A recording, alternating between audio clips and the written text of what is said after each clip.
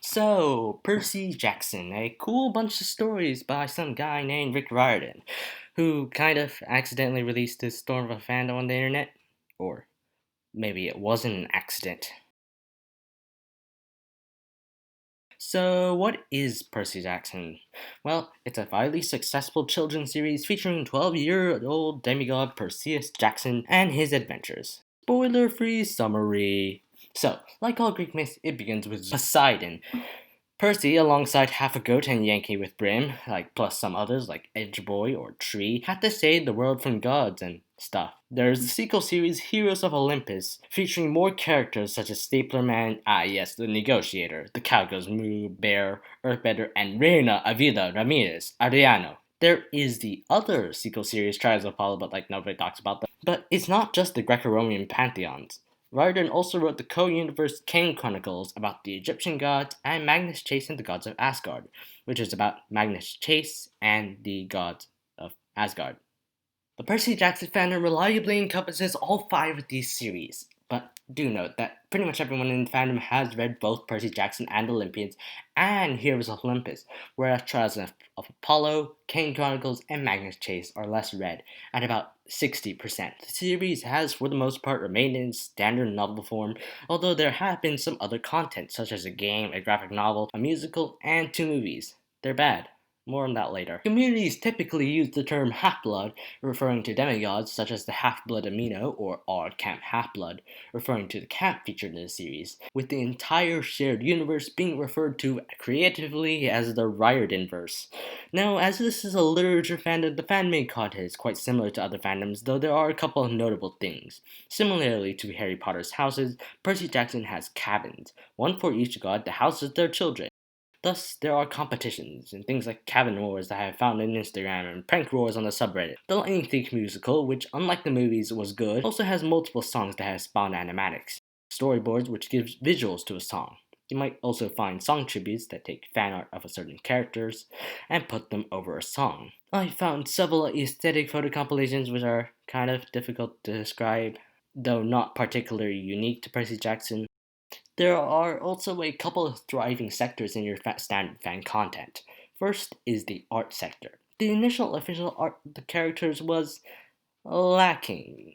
So the Half-Blood fandom rose to the challenge and filled that void. One such artist, known as Viria, was regarded to be the best and thus was commissioned by Riordan himself to create the new official art we know and love today. In a similar way, the movies were lacking as well, and there was an uptick in fan-made live-action or animated recreations of series from the books that have carved their spots into the top results in YouTube, rivaling even the most official movie scenes, which are bad, but you knew that already. Fanfiction is also significant. It is perhaps the large part of the fandom. And finally, for the most infamous group, the shippers and their seemingly infinite ship. Percy, and to a lesser extent Leo, has been shipped with literally everyone and everything under the sun and probably beyond that as well. This includes insanely stupid ideas such as Pertimus, or whatever the one with Gabe, his abusive stepfather, one is. The largest ships are Percabeth and Solangelo. Ships have often determined several characters' fan rates. Die-hard Percabeth shippers, for example, murdered Rachel Elizabeth Dare for standing in the way. On that cheerful note, who are these people? The first series, Percy Jackson and the Olympians, was directed towards a middle school demographic. Heroes of Olympus, on the other hand, is a lot darker and directed towards teens, although it's not actually official. And for the most part, once you take into account people aging up and site biases, the fandom kind of matches up the target group pretty well. The gender ratio seems around 1 to 1. The fandom is mostly those younger than 34, with the majority being teenagers, probably due to a combination of aging and minimum age for account. The English PGA fandom also has quite a very international following, though I'm assuming they are from places that don't have a large enough local following to warrant a separate community. Presumably, the Portuguese fandom is sizable, due to the spread of the term Uncle Rick. The Spanish fandom is also quite significant, though smaller. Also, ignoring the undetermined, the most common godly parents are Athena, Poseidon, Apollo, and Hades, with Hermes, Demeter, Zeus, and the Hunters of Artemis being significant as well. Now, while Percy Jackson isn't a series that has completely entered the mainstream, it is still really big. The site fanfiction.net has about 78,000 fanfictions listed, making it the third largest book series on the site, although the gap between it and the top two is very large. and the 10th largest series overall. At the same time, its communities on Amino, Reddit, or Instagram are much smaller when compared to the largest fandoms. The same fandoms whose fanfiction is at least somewhat smaller than Percy Jackson's. So while this may be considered a large niche fandom, it is not big enough to incur the most significant negative effects of a mainstream fandom. Originally, the fandom was one of the small, hidden away ones, with Heroes of Olympus providing the bump into a proper fandom. This is a fandom that has a relatively positive view of the author. Rick Riordan is referred to endearingly as Uncle Rick, originating from the Portuguese nickname of Tio Rick. He is, however, a troll.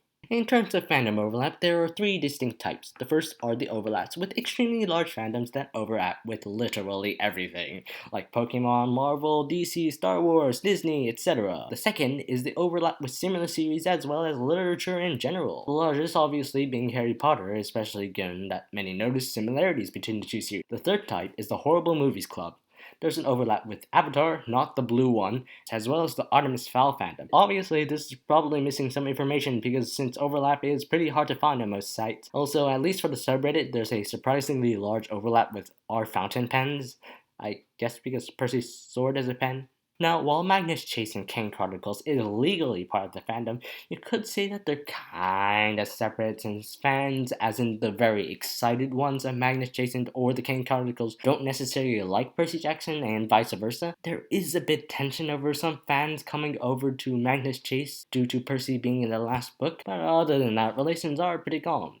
It's a really weird relationship. Also, readers of Percy Jackson have a heightened interest in Greek general mythology, with readers mostly jokingly having infinite mythological knowledge due to reading the books. In all seriousness, some Percy Jackson readers have actually gone on to study mythology. Although the original series was lacking in diversity, the following books, Heroes of Olympus, Magnus Chase, developed Riordan's reputation for representation. One particular point people have made was the inclusion of LGBT characters, who are quite rare in children's or young adult literature. Riordan also supports other authors writing similar stories for mythologies from other ethnic backgrounds via Riordan Present. Though they all had to involve mythology in the modern age in some way, the range at which this is implemented varies. So most have taken these actions to mean that he generally wants to increase diversity. So you would be forgiven for thinking that he'd be immune from the cancel crowd, which he isn't. Calls for deposing are primarily from the most flamey places of Tumblr and TikTok, but there are genuine arguments. Now, opinions vary radically from the only issues are nitpicks and fails quite a lot, but it's generally agreed that there are at least some problems with Riordan's diversity, but the key difference here is why. The aforementioned cancelers has stated that these errors were intentional and malicious in nature, and that in fact Riordan was actually trying to be racist or homophobic or Islamophobic or etc. by including the character. This inevitably ended up in comparisons with J.K. Rowling. Others state that Riordan's mistakes were unintentional and thus he does not deserve to be cancelled, and that some of the accusations that are being made are really long reaches. Now, this again is an extremely complicated topic which I am not going to bother tackling next. Like the books themselves, the Percy Jackson fandom is seen by some people as a Harry Potter reskin. To be fair, there are similarities, but perhaps the same could be said of all literature fandoms. Oh, it's time for the one-sentence descriptions. Overly enthusiastic superpower megaphones. And movies bad. One of the biggest things that have impacted the fandom is none other than the movies. These two films were, as you might expect, horrible. Well, alright, it is slightly more complicated. Most of the hate comes from the complete diversion from the books. This includes complete personality changes, magic hair dyeing, major plot deviations, characters blipping out of existence. Oh yeah, they're 17 or something, not 12 like they're supposed to be. While the first movie wasn't too bad, the second one was even worse, mostly due to the decision to teleport halfway through the last book and just stop, because why not? This also meant removing fan favorites like Nico D'Angelo. It's been renounced by pretty much everyone in the fandom, including Riordan himself, although those who entered the fandom through the movies are somewhat more open to them due to factors like nostalgia. This fandom's name for the movies are the Peter Johnson movies, referring to Dionysus intentionally botching Percy's name in the book, and somewhat occasionally with alternative titles like Ocean of Creatures. Despite what you might think from seeing discussions on the movies, they're not universally bad, just bad adaptation. The movies have been theorized as the reason for why Percy Jackson never got as popular as Harry Potter, and this position as a small, tight-knit fandom so close on the verge of greatness has been received quite differently. While some long for an alternate reality where the glory of Percy Jackson was revealed to the world, others, like the smaller, less prickly community that hasn't yet generated most of the negative traits that can be found in other super popular things. These bad movies would typically be the end for any hopes of an adaptation. But due to the persistence of the fandom, this hope was rekindled. The movie rights belonged to 20th Century Fox, which was eaten by Disney, meaning that fans could appeal to the mouse for an adaptation, and appeal they did. On December 10th, 2019, the hashtag Disney Adapt Percy Jackson became #1 trending tag on Twitter. Riordan made some moves, and on May 2020, he announced the Disney Plus live action TV show. Fandom exploded. The fans had won. Victory had been achieved. It is a testament to the persistence and position of this fandom, one that has created its own glory. Percy Jackson's outside influence for now has been pretty minimal, but it has created a lot of fame in related and sometimes unrelated communities. Any mythology group will inevitably mention Percy Jackson. The musical has had an impact on, well, the musical community. But for now, it remains pretty contained.